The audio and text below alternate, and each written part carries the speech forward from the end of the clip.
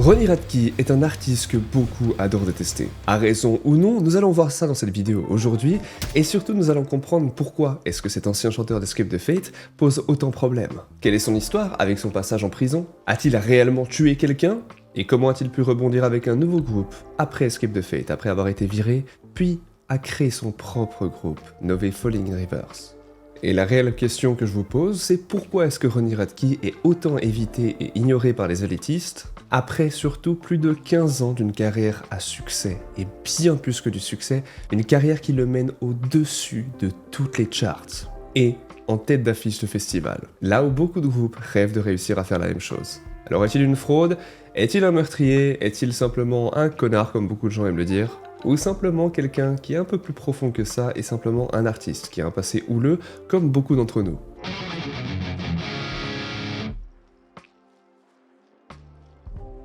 Ronnie Radke va créer le groupe en 2004. Il le fera avec l'aide d'Omar Espinosa à la guitare et de Robert Ortiz à la batterie. En 2005, ils vont participer à un événement à la radio qui sera organisé par My Chemical Romance, un groupe que vous connaissez sans doute. Un événement à la radio qu'ils vont gagner, ce qui leur permettra, avant d'avoir aucun album officiellement dévoilé, de faire une tournée, ou plutôt une date de concert avant My Chemical Romance, en ouverture. Pour un groupe qui vient d'arriver, de faire quelque chose comme ça, c'est hallucinant à quel point ça peut être un tremplin phénoménal.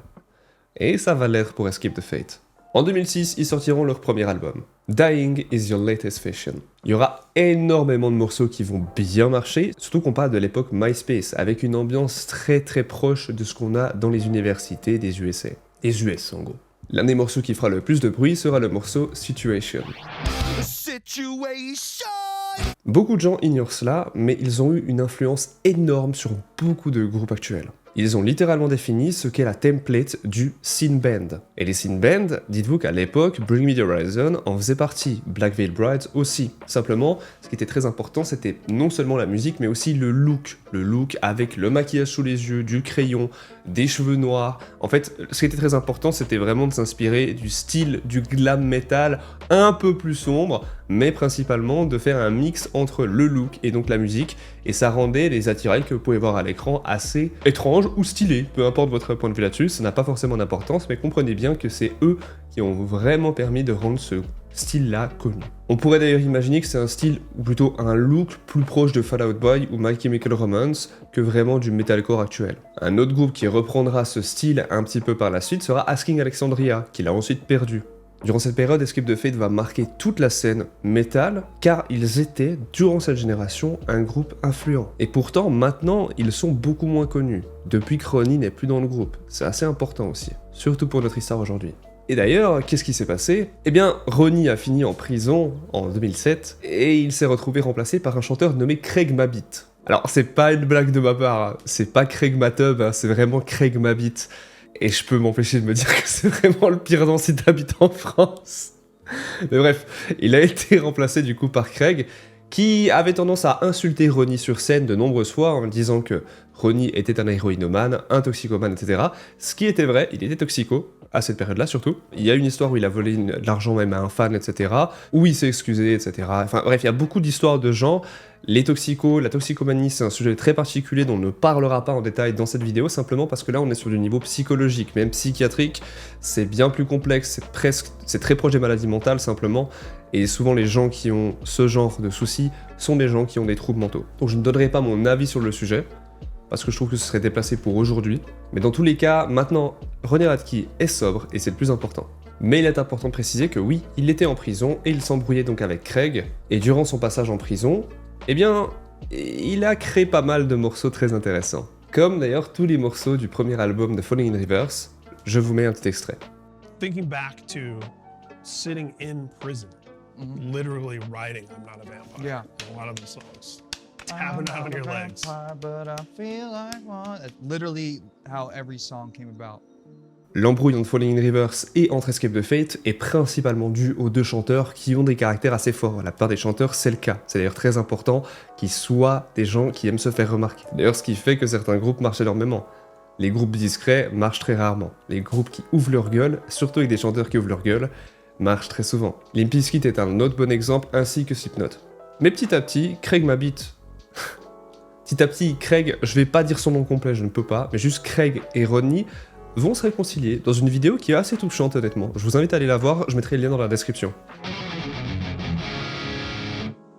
Falling Rivers a réellement été créé en prison grâce au contact qu'il avait, il a pu ressortir directement en 2008, après bonne conduite aussi, il faut quand même le rappeler, il n'a pas fait de conneries en prison, il a vraiment fait sa peine, et il est sorti. Rien n'a été prolongé. À peine il était sorti qu'il avait déjà les musiciens pour faire le groupe, et beaucoup des morceaux étaient déjà écrits. Il faut quand même le dire, on doit probablement s'emmerder en prison, et évidemment, on a du temps à tuer, ce qui a fait qu'il a pu écrire tous les morceaux, les chantonner dans la chambre, et surtout, il a pu s'entraîner à les faire. Bon, évidemment, il ne peut pas faire avec un vrai groupe, mais c'est déjà ça. Au moment de la sortie de ces morceaux, c'est une explosion médiatique et surtout de réussite. Beaucoup de gens attendaient son retour. Falling Rivers, actuellement, c'est 4 albums et un EP. Et au niveau du style, c'est assez complexe à mettre en perspective le style de Falling Rivers, car il est très très varié. On a d'un côté du post-hardcore, du hard rock, du metalcore, des ballades et même des couplets rap.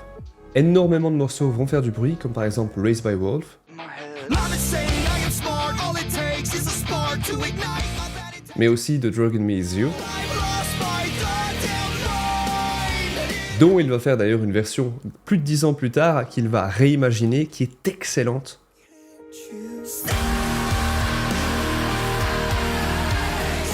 Beaucoup plus mature et surtout qui montre aussi le talent de Ronnie Radke et l'évolution qu'il a artistiquement et surtout qu'il s'est vraiment amélioré. On a aussi le populaire, ça va vraiment avec le mot d'ailleurs, le morceau Popular Monster qui est un excellent morceau entre rap et metal.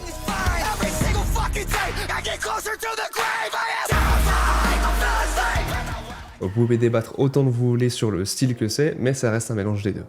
De la période 2010 à environ 2020, le succès est là, mais ce n'est pas non plus stratosphérique, dans le sens où ça reste un excellent musicien, un excellent groupe. On peut compter dans les environs 2 millions d'auditeurs par mois à cette période, alors qu'actuellement, Falling Rivers vient de dépasser les 9 millions d'auditeurs par mois sur Spotify uniquement, et plus de 2,5 milliards d'écoutes, ce qui en fait l'un des rares groupes à avoir autant de succès depuis des centaines d'années. On peut aimer ou non le personnage, on ne peut pas nier son talent et surtout son évolution. Un talent qui, pour moi, je le précise, est quelque chose que l'on crée, qu'on améliore. Un talent qui n'est pas inné. Il a tout bâti de lui-même et de zéro. À savoir que son dernier album est un énorme succès médiatique, même si évidemment Ronnie Radke est très controversé. Quand on parle de lui, ça fait beaucoup de vues, beaucoup de clics, donc beaucoup de gens vont défoncer cet album, dénoncer le comportement de Ronnie dans le passé en le réutilisant en boucle et en boucle. On va y venir dans un chapitre un peu plus loin dans cette vidéo, vous inquiétez pas, il y a beaucoup de choses à dire sur le sujet, vous allez comprendre un petit peu mieux toutes ces histoires et surtout qu'est-ce qui est vrai ou non. Mais d'ailleurs, il y a des rumeurs qui disent que Ronnie n'écrit aucune musique, et principalement qu'il n'écrit même pas ses paroles. Et c'est totalement faux. Je tiens vraiment à debunk cela.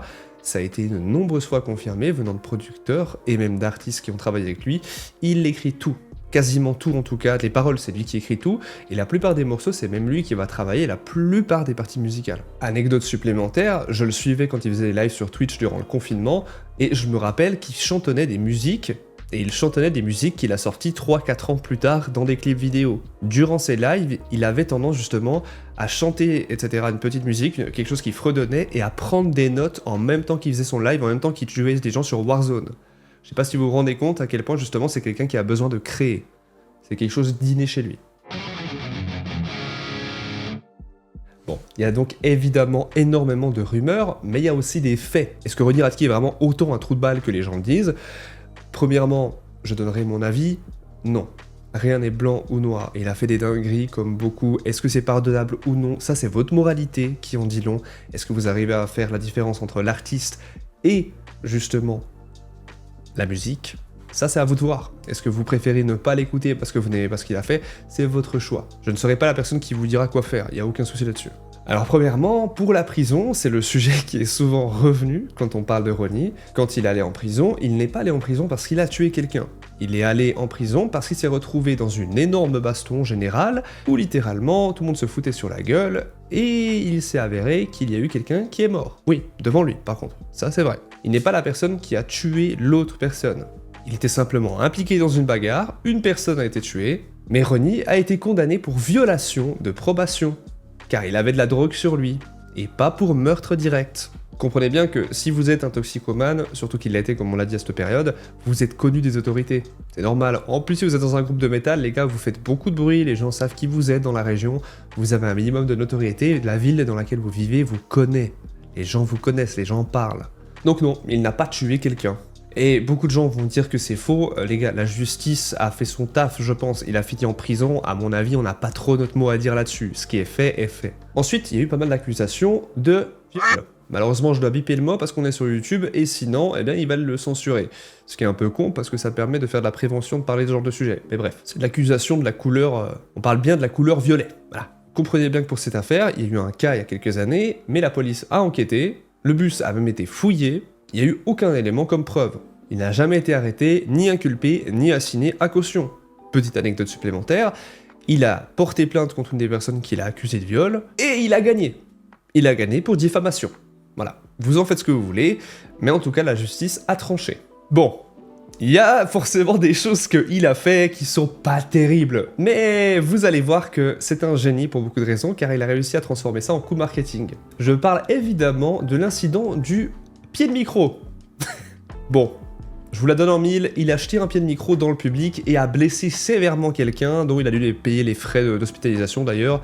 Il a reconnu l'erreur et s'en est excusé publiquement, il était con, il a fait un truc sur scène, dans l'émotion. Bref, vous en faites ce que vous voulez, il y a des gens qui cassent la gueule à des gens, on leur pardonne ou pas, là quelqu'un a lancé un pied de micro en étant sur scène, en étant musicien, il s'est emporté, vous l'excusez ou non, ça c'est votre débat.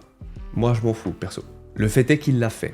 Mais, il y a quelques temps, c'est-à-dire il y a 2-3 mois, il a beaucoup utilisé ça en faisant des vannes. Ne jetez surtout pas des pieds de micro. Il en rigole maintenant. Et d'ailleurs, c'est, je trouve, une très bonne chose à faire pour dédramatiser la chose, pour avancer dans sa vie.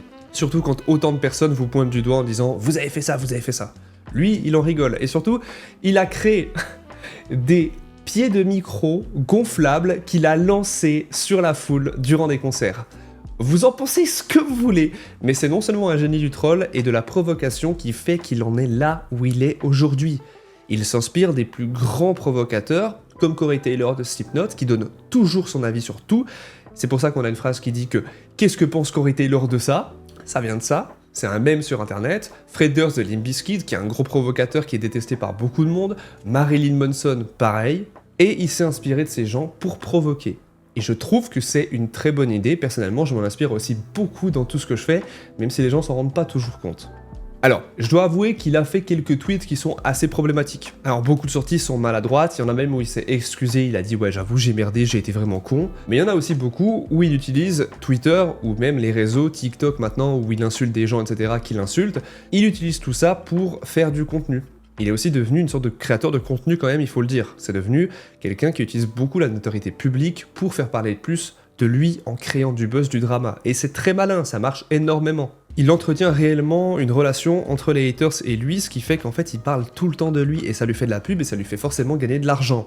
Et ça beaucoup de gens ne le comprennent pas. Mais plus vous réagissez aux conneries que Ronnie dit sur internet, qui probablement la plupart du temps ne sont pas réellement des trucs qu'il pense, peut-être ou pas, réellement on s'en fout.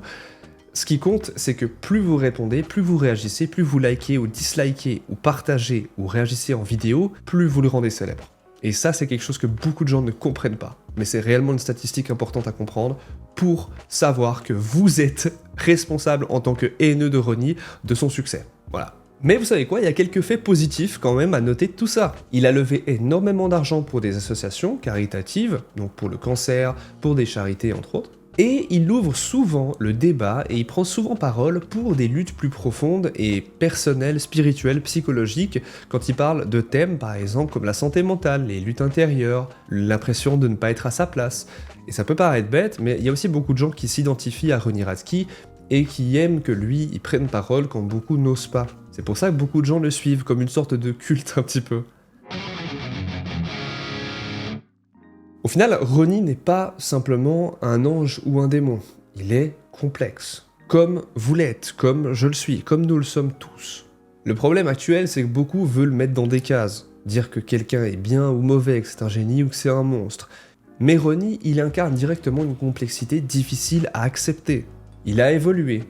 Aujourd'hui, il est beaucoup plus posé, c'est un père de famille, il a 41 ans, je le rappelle, il parle de ses erreurs passées, de tous ses soucis de drogue, de colère, et surtout, il montre l'exemple pour beaucoup de gens. Évidemment, il montre pas l'exemple dans tout ce qu'il fait, c'est évident, mais il montre l'exemple en tout cas sur le côté réussite et du succès professionnel et artistique. Ça, on ne peut pas le nier. Sur le côté moral, on ne peut pas débattre là-dessus, chacun a sa morale, les gars. Et les filles, évidemment. Au début, il avait un message qui était un petit peu plus du genre je suis comme ça, allez vous faire foutre », et maintenant c'est plus nuancé. Probablement lié aussi à la thérapie qu'il a fait. Il y a un exemple assez particulier qu'il faut qu'on parle, c'est le fait que beaucoup de gens, durant la période 2010-2015, détestaient Ronnie, beaucoup de musiciens chiaient dessus, et chiaient sur son travail en disant que c'était pas fou. Le problème de la sphère de la musique, c'est que c'est beaucoup de gens qui sont des artistes, donc qui ont un ego souvent très grand. L'art et l'ego, c'est quelque chose de très lié. Beaucoup de groupes, et surtout de groupes qui ne marchaient plus très bien, chiaient sur Falling in Reverse, quand justement le groupe fonctionnait très bien, et il fonctionne encore mieux maintenant. Et beaucoup de ces groupes ont ensuite retourné leur veste pour faire des choses très similaires à ce que fait Falling in Reverse actuellement, ou dans le passé surtout. En gros, beaucoup de groupes vont littéralement crier sur Ronnie pour faire des choses pas bien, mais ils vont refaire ces mêmes choses quelques années plus tard en se disant putain si ça a marché pour Ronnie, en fait ça pourrait marcher pour nous.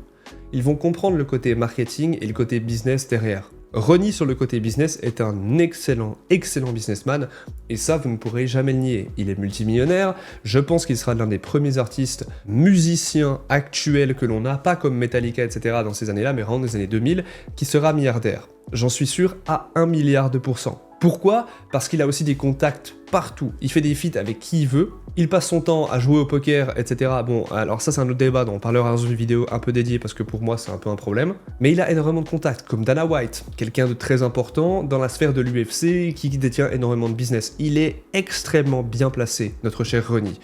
Et il est bien placé pour éclater toute la sphère métal et musique, car je pense qu'il va de plus en plus toucher le reste de la musique et pas que le métal. Il l'a déjà montré avec d'anciens titres. Et je suis prêt aussi à parier qu'on aura bientôt des articles qui vont arriver sur Ronnie, d'ici 5 ans à peu près, qui publieront donc des petits articles en disant que Ronnie a révolutionné la musique et surtout la scène métal dans les années 2006 à 2010 et encore actuellement en 2020. Et au final, aujourd'hui, Falling in Reverse est bien plus grand que ce qu'Ape the Fate n'a jamais ou n'aurait jamais pu espérer devenir. Et Ronnie, et je cite, a dit qu'il ferait ça jusqu'à ses 70 ans. Donc c'est 70 ans, si ce n'est même plus. Donc faudra évidemment vérifier dans quelques années, mais je pense qu'il fera ça toute sa vie, et je pense qu'il est sincère, car la musique fait réellement partie de sa vie.